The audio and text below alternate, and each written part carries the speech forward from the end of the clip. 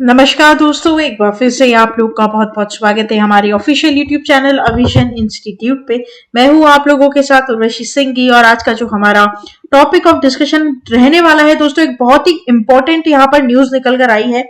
India का जो share market है, जिसे आप कैपिटल मार्केट या स्टॉक मार्केट भी बोलते हैं दोस्तों, उसका जो सेटलमेंट पीरियड है उसे यहाँ पर कम कर T+1 कर दिया गया है। ठीक है, तो ये बहुत इंपॉर्टेंट न्यूज है जानने के लिए। जो भी एग्जाम आप दे रहे हैं, कोई भी कॉम्पिटेटिव एग्जाम हो, कोई भी स्टेट लेवल का एग्जाम हो, या फिर कोई भी अपर मोस्ट नेशंस एग्जाम हो, यहाँ पर सभी के लिए आपके लिए न्यूज बड़ी इंपॉर्टेंट यहाँ पर हो जाती है। ठीक है, आगे बढ़ने से पहले मैं आप लोगों को दोस्तों बता दूं, जो भी हमारे चैनल पर नया जुड़ा है, पहले तो आप चैनल को सब्सक्राइब कर लीजिए, साथ ही साथ बेल आइकन को जरूर यहाँ पर प्रेस कर दीजिएगा, और साथ ही साथ दोस्तों टेलीग्राम चैनल पर मेरे साथ जुड़ जाइएगा, ताकि इन वीडियोस की लिंक पीडीएफ सबसे पहले आपको वहां पर मिल जाए।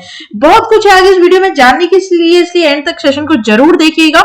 और साथ ही साथ बात करते हैं दोस्तों यहाँ पर इंडियन स्टॉक मार्केट की, जहां पर के इंडिया का जो कैपिटल मार्केट है या फिर इंडिया का जो शेयर मार्केट है, अगर मैं नॉर्मल भाषा में बात करूं तो वो अब दोस्तों क्या होने वाला है, शिफ्ट होने वाला है T1 सेटलमेंट के ऊपर। राइट, तो क्या होता है T1 सेटलमेंट, इसकी पूरी चर्चा हम आगे आने वाले वीडियो में करेंगे, बहुत डिटेल में इसको स्टडी करेंगे, और बहुत इंपॉर्टेंट की पॉइंट्स वो सभी कुछ हम यहाँ पर जानेंगे। राइट, तो जैसे कि आप लोग देख पा रहे हैं दोस्तों, यहाँ पर सेबी ने क्या कर दिया है, इंट्रोड्यूस कर दिया है T1 सेटलमेंट साइकिल को।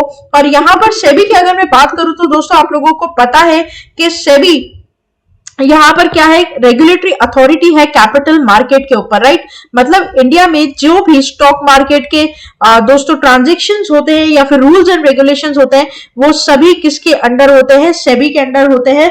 ये बात आपको ध्यान रखनी पड़ेगी। सेबी का अगर मैं फुल फॉर्म की यहाँ पर आप लोगों से बात करूं तो होता है दोस्तों securities and exchange board of India. ठीक है, ये बात यहाँ पर बतानी इसलिए जरूरी थी क्योंकि बहुत ऐसे बच्चे जिनको नहीं पता है, और जिन्हें नहीं पता एग्जाम में ये क्वेश्चन रेलिवेंट बन जाता है कि कैपिटल मार्केट के ऊपर रेगुलेटरी अथॉरिटी हमारी कौन सी हो जाती है, रेगुलेटरी बॉडी हमारी कौन सी हो जाती है, तो हो जाती है आपकी क्या, securities exchange board of India. और ये कौन सी मिनिस्ट्री के अंडर दोस्तों इंडिया में फॉल करता है, तो आता है ये मिनिस्ट्री ऑफ फाइनेंस के अंडर। मतलब इसे यहाँ पर ओनरशिप ऑफ किसका दिया गया है, मिनिस्ट्री ऑफ फाइनेंस का। ये बात आप इधर क्या करेंगे, ध्यान रखेंगे, काफी इंपॉर्टेंट यहाँ पर हो जाता है। राइट, इट्स वेरी इंपॉर्टेंट कि इसकी जितनी भी छोटी छोटी डिटेल्स है वो सब हम यहाँ पर पढ़ें। उसी के साथ साथ अगर मैं यहाँ पर दोस्तों चेयरमैन की बात अगर आपसे करूं, ठीक है, चेयरमैन की बात अगर मैं करूं कि सेबी की यहाँ पर चेयरमैन कौन हो जाएंगी, तो वो हो जाएंगी मधवी पुरी भुज। कौन हो जाएंगी, मधवी पुरी भुज। ठीक है, तो इट्स वेरी इंपॉर्टेंट कि आप इनका नाम भी यहाँ पर दोस्तों क्या रखें, याद रखें। ठीक है, डेफिनेटली हम आपको एक इंपॉर्टेंट न्यूज के साथ साथ उससे रिलेटेड जितनी भी स्टैटिस्टिक्स न्यूज होती है वो भी आपको देते हुए चलेंगे, ताकि जब आप पूरा वीडियो कंपाइल फॉर्मेशन में देखेंगे या फिर नोट्स बनाएंगे बैठ के, तो बुलेट पॉइंट्स में सारी चीजें आपकी क्या हो जाएगी दोस्तों, कवर हो जाएगी। हमेशा ध्यान रखिएगा कि जब भी आप एग्जाम देने जाते हैं तो उस टाइम डिटेल नहीं, आपका बुलेट पॉइंट्स काम आएंगे, और वो बुलेट पॉइंट्स के ऊपर आपको फोकस करना है। इसमें आपकी हेल्प कौन करेगा, विजन इंस्टीट्यूट हमेशा आपकी हेल्प करेगा, और जब तक आप अपने एम को अचीव नहीं कर लेते, हम आपके साथ यहाँ पर हमेशा खड़े रहेंगे। आगे बात करते हैं दोस्तों, T2 से T1 की तरफ यहाँ पर हम शिफ्ट कर चुके हैं। ठीक है, T2 क्या है, ट्रांजेक्शन प्लस 2 डेज। ठीक है, और अब हम शिफ्ट कर चुके हैं ट्रांजेक्शन प्लस 1 डे की तरफ। तो ये जो शिफ्ट है दोस्तों, ये क्यों हुआ, इसके पीछे की क्या कौन से क्या प्रोज है, ये सारी बात हम इस वीडियो में करेंगे आगे चलते वक्त। राइट, तो आगे चलते बात करते क्या स्टोरी है इसकी।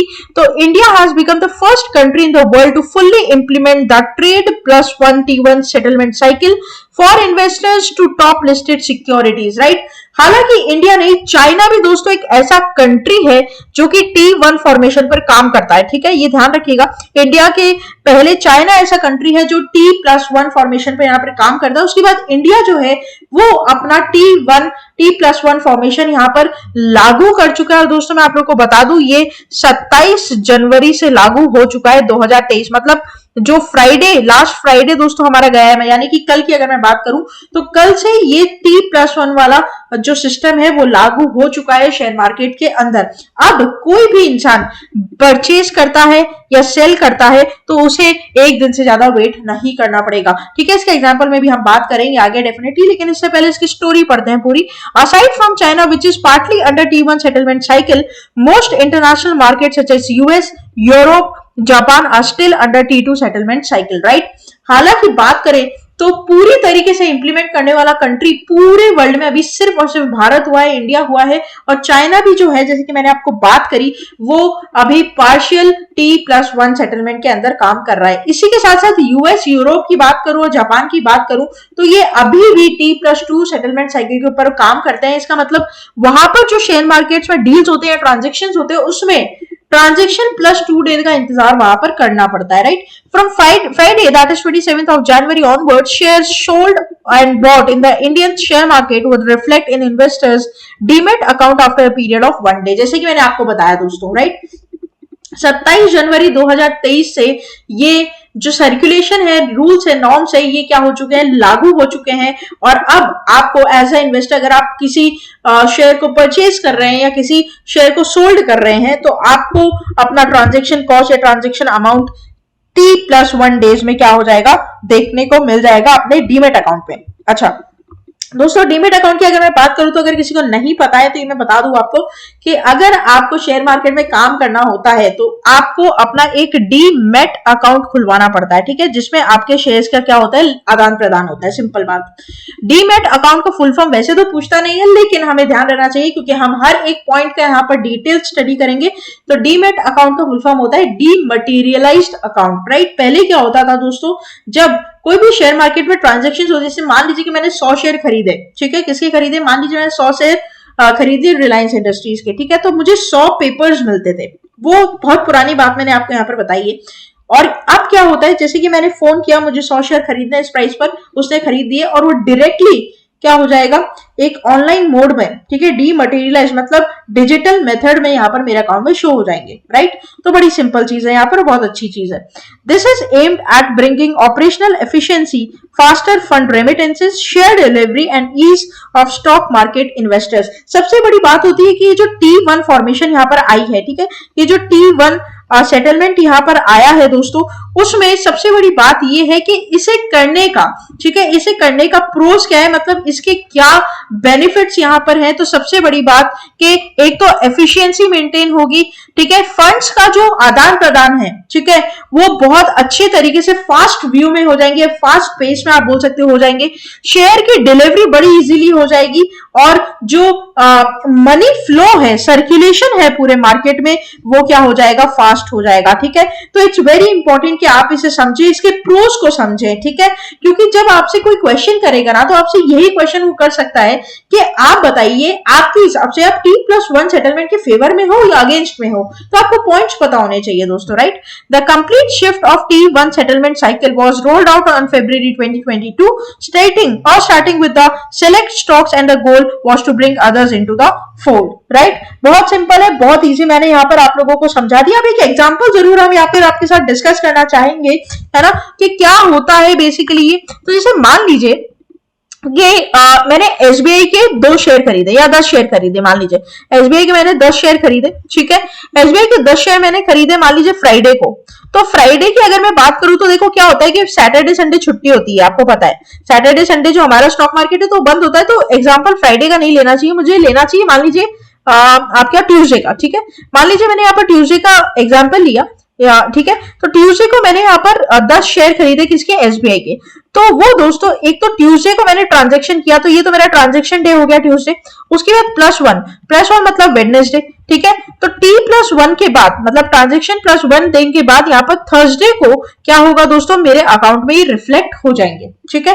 और वही अगर मैंने मान लीजिए परचेज की जगह सेल किए तो वो भी क्या होगा, ट्रांजैक्शन +1 डे लेकर वहां पर क्या हो जाएगा, रिफ्लेक्ट हो जाएगा। तो ये बहुत ईजी एंड फास्ट तरीका यहाँ पर बन चुका है, ठीक है। इसके आगे बात करते हैं दोस्तों, थोड़ा सा और डेप्थ में जाते हैं कि how does this stock market work in India, कि जो स्टॉक मार्केट है इंडिया का एक्चुअल में वर्क कैसे करता है। तो ये बहुत सारे बच्चों को यहाँ पर नहीं पता है, थोड़ा सा हम इस पर डिस्कशन करेंगे क्योंकि थोड़ी सी डिटेल मुझे यहाँ पर आपको देनी है इस वीडियो में। तो देखो बेसिकली होता क्या है, जब कोई एक नई कंपनी, मान लीजिए कि कोई एक न्यू कंपनी है, ठीक है, एक न्यू कंपनी, हम एग्जांपल लेते हैं एबीसी कंपनी, ठीक है, ये एबीसी कंपनी नई कंपनी है। सबसे पहले इसने प्राइमरी मार्केट में अपना शेयर क्या किया दोस्तों, डिस्पोज किया, ठीक है, डिस्पोजल किया है, डिस्पोज किया, आप कुछ भी बोल सकते हैं। प्राइमरी मार्केट में, ठीक है। उसके बाद ये कंपनी क्या होती है, लिस्ट होती है, मतलब ये सेबी की दी हुई रिक्वायरमेंट्स को फुलफिल करती है, सेबी से परमिशन लेती है। उसके बाद ये अपना आईपीओ, ठीक है। आईपीओ क्या होता है, आपका इनिशियल पब्लिक ऑफरिंग। क्या होता है, इनिशियल पब्लिक ऑफरिंग। ये इनिशियल पब्लिक ऑफरिंग को क्या करते हैं दोस्तों, इशू करते हैं। मतलब पहली दफा शेयर मार्केट में, ठीक है, पहली दफा शेयर मार्केट में अपने शेयर्स को क्या करते हैं दोस्तों, ये बेचने के लिए निकालते हैं पहली दफा। उसके बाद क्या होता है, जब इनका आईपीओ कंप्लीट हो जाता है तो फिर ये शेयर को डिस्ट्रीब्यूट कर सकते हैं और उसके बाद ये सेकेंडरी मार्केट में अपनी ट्रेडिंग को शुरू कर देते हैं। जैसे हम लोग बोलते हैं ना कि आज मैंने रिलायंस इंडस्ट्रीज के शेयर खरीदे, आज मैंने अदानी के शेयर खरीदे, या आज मैंने मान लीजिए कि सन फार्मा के खरीदे, या फिर मैंने मान लीजिए कि आज एसबीआई के खरीदे, या फिर मान लीजिए आज मैंने टाटा के खरीदे। तो ये हम जो बोलते हैं, ये कौन से मार्केट में हम ट्रेड करते हैं, ये सेकेंडरी मार्केट में हम ट्रेड करते हैं। आई बात समझ में आपको। उसी तरीके से एक और मैंने आपको चार्ट दिया ताकि इसको और इजीली मैं समझा सकूं। स्टॉक मार्केट में दो टाइप के मार्केट होते हैं दोस्तों, एक होता है प्राइमरी मार्केट, एक होता है सेकेंडरी मार्केट, ठीक है। तो प्राइमरी मार्केट में जो शेयर्स इशू किए जाते हैं वो आईपीओ के थ्रू किए जाते हैं, और सेकेंडरी मार्केट में हम रेगुलर ट्रेडिंग करते हैं, जिसको हम लोग क्या बोलते हैं दोस्तों, इंट्राडे भी बोलते हैं या फिर डिलीवरी उठाना बोलते हैं। जो भी आप सुने होंगे कभी आपने अपने पेरेंट्स के मुंह से चीज कि आज मैंने इससे इतने शेयर की डिलीवरी उठाई या आज मैंने इतना इंट्राडे किया। तो जो इंट्राडे और डिलीवरी का प्रोसेस होता है वो होता है स्टॉक एक्सचेंज में, जो कि सेकेंडरी मार्केट में आता है। और जो प्राइमरी मार्केट है, इसमें नई कंपनी पहली दफा अपने शेयर्स को क्या करती है दोस्तों, बेचने के लिए बाजार में उतरती है, उसको हम बोलते हैं आईपीओ। अगर आपने मेरा डिटेल वीडियो स्टडी किया या फिर डिटेल मेरा कोर्स में ऑफलाइन या ऑनलाइन मेरे से पढ़ा है, तो वहां पर मैंने आपको आईपीओ और एफपीओ का मतलब दोस्तों समझाया है। आईपीओ मतलब होता है इनिशियल पब्लिक ऑफरिंग, एफपीओ का मतलब होता है follow on public offering, right. तो ये क्वेश्चन आपके एग्जाम में पहले बन चुके हैं, ठीक है। इसके बारे में डिटेल स्टडी भी मैंने वहां पर की है। अगर आप लोग चाहते हैं कि इसके ऊपर मैं अलग से वीडियो बनाऊं तो डेफिनेटली मुझे कमेंट बॉक्स में आप लोग लिखकर बताइए, ताकि मुझे पता चल सके कि आपकी क्या रिक्वायरमेंट्स वहां पर हो रही है, ठीक है। तो ये पूरा चार्ट है दोस्तों, जिसके द्वारा हमारा इंडिया का जो शेयर मार्केट है वो क्या करता है दोस्तों, काम करता है, ठीक है, वो काम करता है। ये पूरा प्रोसेस था जो मुझे यहाँ पर आपको समझाना था। आगे अगर मैं बात करूं कि ये T1 सेटलमेंट होता क्या है, क्या होता है, what is the T1 settlement system. देखिए, under the T1 settlement system, if say you buy shares on Wednesday, it will be credited to your account by Thursday. This means that the settlement of the funds and securities happens on 2 business days after the order is executed, right? तो बहुत easy है। जैसे कि मैंने आपको बताया, Wednesday को आपने शेयर खरीदा तो ये ट्रांजेक्शन का दिन, और थर्सडे, ठीक है, वेडनेसडे थर्सडे को आपका शेयर आ जाएगा, थर्सडे को नहीं तो फ्राइडे को तो पक्का आ जाएगा जैसे ही आपका मार्केट खुलेगा। वैसे यहाँ पर बोला गया है कि थर्सडे को ही आ जाएगा, तो इसे मान रहे हैं कि T+1 वाले दिन तो आपका ट्रांजेक्शन आ ही जाएगा, मतलब वो आपका शो करने लग जाएगा डीमेट अकाउंट में। So with the T1 plus system, investors can expect credit of shares and money within 24 hours. Investor gets stocks and funds in their demat account or bank account on the second working day, including the day of trade. Before this, India followed T2 settlement cycle, and before that T3 settlement cycle. तो दोस्तों इसकी भी बात कर लेते हैं एक बार आप लोगों के साथ। तो बेसिकली क्या हुआ था मैं आपको बताऊं, इसका पूरा एक जर्नी है, वो जर्नी हम थोड़ा यहाँ पर डिस्कस करते हैं ताकि आपको समझ में आएगा। एक जर्नी मुझे यहाँ पर आपको बतानी चाहिए। तो बेसिकली 2001 में दोस्तों क्या होता था, 2001 में अगर मैं जाऊं तो 7 डेज का यहाँ पर होता था पीरियड, कि अगर मैंने मान लीजिए कि मंडे को कुछ खरीदा है ना, तो वो कम से कम नहीं तो नेक्स्ट मंडे ट्यूसडे तक मेरे अकाउंट में शो करता था। 7 दिन लगते थे। वीकली सेटलमेंट सिस्टम होता था 2001 में। उसके बाद 2003 में थोड़ा सा हमने यहाँ पर ग्रोथ किया और हम लेकर आए क्या, T+3 वाला सेटलमेंट, के ट्रांजेक्शन +3 वाला सेटलमेंट जो है वो आया था आपका कब, 2003 में, ठीक है। और 2003 में ही उसके बाद T+2 वाला सेटलमेंट भी आया था, ठीक है। तो कम करते गए हम दिन, धीरे धीरे कम करते गए। 2020 में दोस्तों T+1 वाला सेटलमेंट के लिए अप्लाई कर दिया था, इंप्लीमेंट करने के लिए यहाँ पर बोल दिया गया था। लेकिन कुछ फॉरेन इन्वेस्टर्स थे जो कि इससे थोड़े खफा से थे कि नहीं, T+1 तो हमारे लिए बड़ा नेगेटिव हो जाएगा। आप इंडियंस के लिए तो सही रहेगा, लेकिन जो फॉरेन डायरेक्ट इन्वेस्टमेंट कर रहे हैं, फॉरेन पोर्टफोलियो इन्वेस्टमेंट हमारे इंडिया में आ रहा है, उसकी भी बात हम आगे वीडियो में करेंगे, उनके लिए ये T+1 वाला थोड़ा सा अनफेवरेबल था। लेकिन फिर भी इंडियंस पीपल के लिए या इंडिया के लिए ये अच्छा है बोलकर यहाँ पर इसे अब क्या कर दिया गया है, अप्लाई कर दिया है 2023 में, ठीक है। 27 जनवरी 2023 से T+1 के मेथड पर शेयर मार्केट काम करेगा। जैसे कि मैंने यहाँ पर आपको बताया कि पहले T+2 था, फिर उससे पहले T+3 था, और उससे भी पहले वीकली सेटलमेंट सिस्टम था, ठीक है। तो ये पूरी जर्नी रही है कहीं ना कहीं किस तरीके से यहाँ पर जो ये जो सेटलमेंट साइकिल है वो कम होता गया है धीरे धीरे, ठीक है। और यहाँ पर दोस्तों एक बहुत अच्छे इंसान ने एक बहुत अच्छी बात कही है, मैं आपको बताना चाहूंगा। यहाँ पर आप अजय मेनन का नाम जरूर आपने सुना होगा, जो कि मोतीलाल ओसवाल फाइनेंशियल सर्विसेज के एमडी सीईओ हैं। तो अजय मेनन ने ये बात बोली है कि ये जो T+1 का जो ये सिस्टम हमने लागू किया ना, ये शो करता है कि इंडिया जो है अब वो डिजिटल जर्नी के ऊपर सीमलेसली वर्क कर पाएगा, ठीक है। बहुत अच्छी बात इन्होंने यहाँ पर कही है, और जो कि बहुत सही भी है कि ये जो T+1 है, इसका मतलब हमारे पास जो डिजिटल इंफ्रास्ट्रक्चर है ना दोस्तों, आज के टाइम में इंडिया में बहुत स्ट्रांग है, जिसकी वजह से अब हम क्या कर पाएंगे, उस मुकाम को छू पाएंगे जो हम एक पहले कुछ साल पहले सिर्फ मैनिफेस्ट करते थे, आज हम वो जिंदगी जिएंगे, right. It's very important to know. अच्छा, आगे बढ़ते हैं कि ये जो T+1 सेटलमेंट है, इस पर हमने शिफ्ट क्यों किया। एक तो क्वेश्चन होता है कहा किया और एक क्यों किया। तो देखो, कहा किया वो तो T+1 पर किया, और क्यों किया उसकी बात हम आपको बुलेट पॉइंट्स के माध्यम से बताएंगे।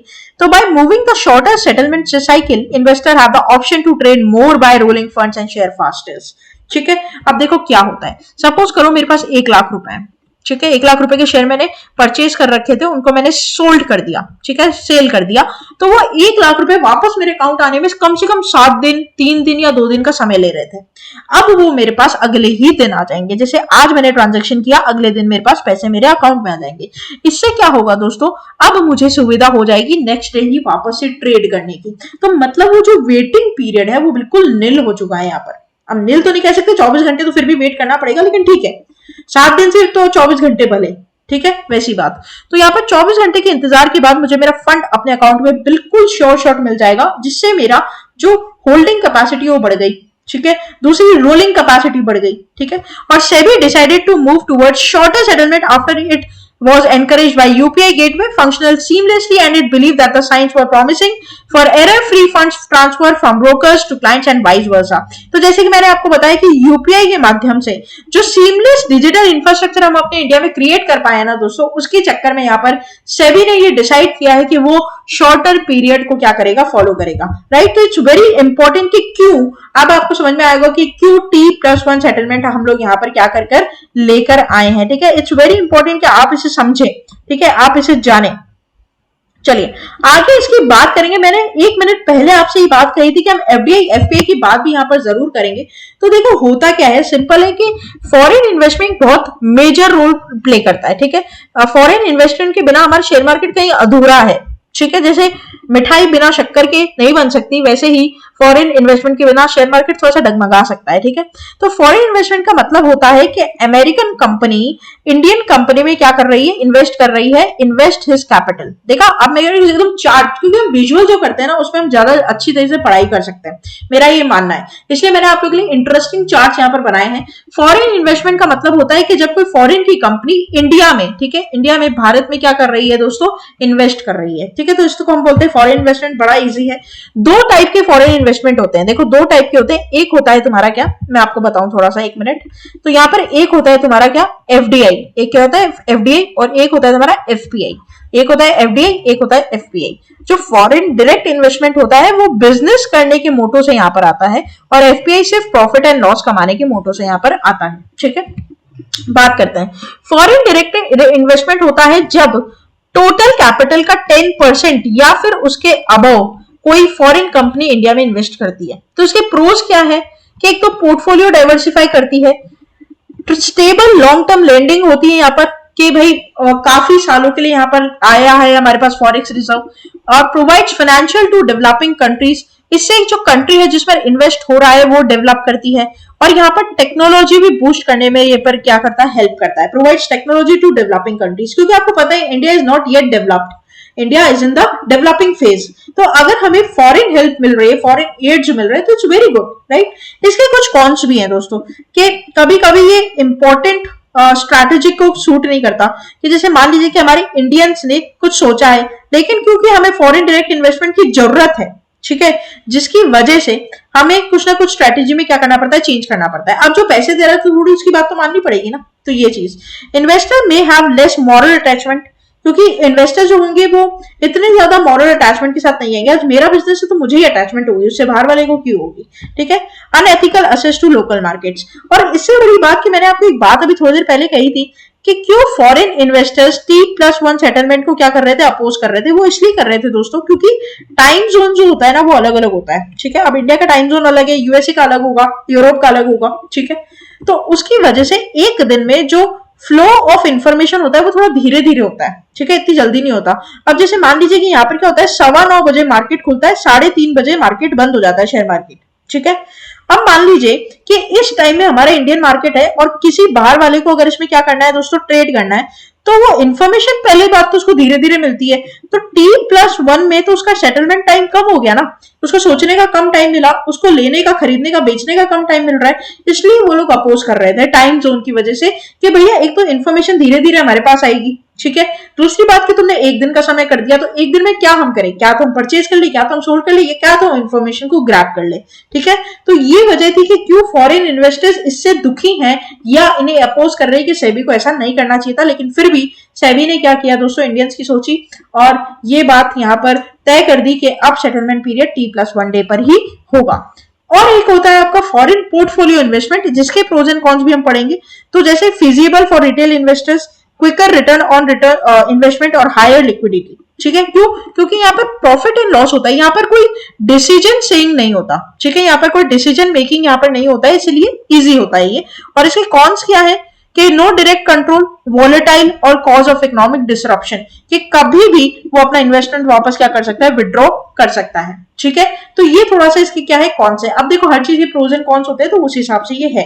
तो यहाँ पर इस तरीके से फॉरेन इन्वेस्टमेंट आता है इंडिया में दो तरीके से, एफडीआई और एफपीआई, जिसकी लिमिट भी मैंने तुम्हें बता दी कि 10% के ऊपर जो होता है वो एफडीआई होता है, 10% या 10% के ऊपर, और 10% से नीचे जो होता है वो होता है तुम्हारा एफपीआई, ठीक है। बिलो 10% एफपीआई होता है। तो ये बात मैंने यहाँ पर आपको बता दी। तो ये पूरा वीडियो दोस्तों इसी बात को कंक्लूड करने का था कि जो सेबी जो है वो T+1 सेटलमेंट यहाँ पर लेकर आया है, जिससे इंडियंस को बड़ी खुशी है और फॉरेन इन्वेस्टमेंट थोड़े से दुखी है, लेकिन आने वाले टाइम में वो भी इसको अडेप्ट कर लेंगे। और दो तरीके से फॉरेन इन्वेस्टमेंट हमारे कंट्री में आता है, एक आता है एफडीआई की तरफ से और एक आता है एफपीआई की तरफ से, ठीक है। तो इसके बारे में मैंने आपको पूरी चर्चा यहाँ पर बता दी। तो पूरी न्यूज जो थी उसको छोटे से 10 से 15 मिनट के सेशन में यहाँ पर हमने कंप्लीट कर लिया with depth knowledge and whatever is important for your exam point of view. तो आशा करते हैं दोस्तों ये वीडियो आप लोगों को अच्छा लगा होगा। आप लोग हमारे ऑफिशियल वेबसाइट पर भी विजिट कर सकते हैं, जो कि है avision.co.in, जहां पर आपको जितने भी कोर्सेज हमारे चल रहे हैं related to bank, SSC, railway, ठीक है, डब्ल्यूबीसीएस, और हम आईएएस की तैयारी भी दोस्तों यहाँ पर स्टार्ट कर चुके हैं, तो उसके लिए भी आप हमें फॉलो कर सकते हैं। साथ ही साथ हमारा ऐप है जहां पर आपको videos under the one roof मिल जाएंगे, चाहे करंट अफेयर्स के वीडियोस हो, कोई टेस्ट हो, कोई जीके कैप्सूल हो, फ्री मॉक टेस्ट चाहते हो, ऑनलाइन टेस्ट चाहते हो, जॉब नोटिफिकेशन चाहते हो, ऐप में आपको सारी चीजें अंडर दी वन रूफ मिलेगी, ठीक है। तो आशा करते हैं वीडियो अच्छा लगने पर आप इसे लाइक जरूर करेंगे दोस्तों। साथ ही साथ जो नया जुड़ा है तो सब्सक्राइब कर ले चैनल को, बेल आइकन को प्रेस करना ना भूले, don't forget to hit the bell icon, and share करते रहे फ्रेंड्स रिलेटिव ऐसे एग्जाम एस्पिरेंट के साथ जो कि कॉम्पिटिटिव एग्जाम की यहाँ पर तैयारी कर रहे हैं दोस्तों। टेलीग्राम चैनल पर मेरे साथ जुड़े रहिए ऐसी मजेदार वीडियोस की लिंक और पीडीएफ प्राप्त करने के लिए, ताकि आप इसे अवेल कर अपनी प्रिपरेशन को और मजबूत बना सके। तब तक के लिए दोस्तों thank you so much and have a nice day.